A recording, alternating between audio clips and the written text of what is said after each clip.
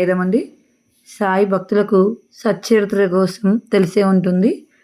అందుకోసమని ఈరోజు ప్రత్యేకతను మీ అందరితో పంచుకోవాలని మీ ముందుకు వచ్చాను.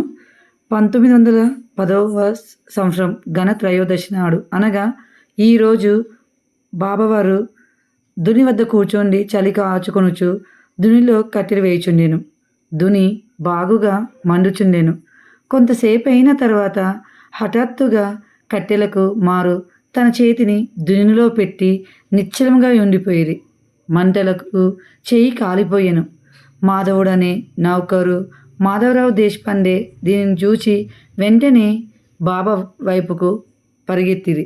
మాధవరావు దేశపాండే బాబా నడుమును పట్టుకొని బలంగా వెనుకకు లాగాను.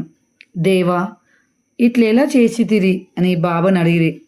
బాబా ఏదో లోకంలో ఉన్నట్లు ఉండి బాహ్య స్మృతిని తెచ్చుకొని ఇక్కడకు చాలా దూరంలో ఒక కమ్మరి స్త్రీ తన బిడ్డను ఒడిలో ఉంచుకొని కొలిమి ఊదుచుండెను. అంతలో ఆమె భర్త పిలిచెను. తన ఒడిలో బిడ్డ ఉన్న సంగతి మరచి ఆమె తొందరగా లేచెను.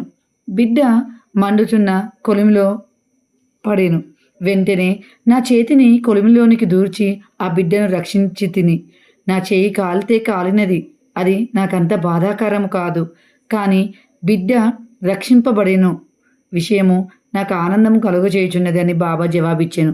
సచరిత్రలో జరిగిన ఈ లీల ద్వారా మనకు తెలియచున్నది ఏంటంటే బాబా సర్వంతర్యామి అనియు తను చాలా కరుణ గలవాడని తెలుస్తున్నది.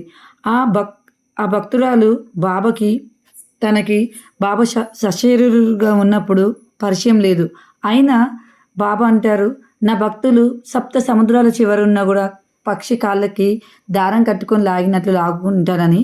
ఆ విధంగా ఎక్కడో కొలిమిలో పడుతున్న పాపను బాబా వారు రక్షించి అంతటా ఉన్నది నేనే, నేను పిలిస్తే పలుకుతాను కరుణామయునని తెలియజేశారు. అందరికీ సాయిరాం. అందరికీ ధనత్రయోదశి శుభాకాంక్షలు.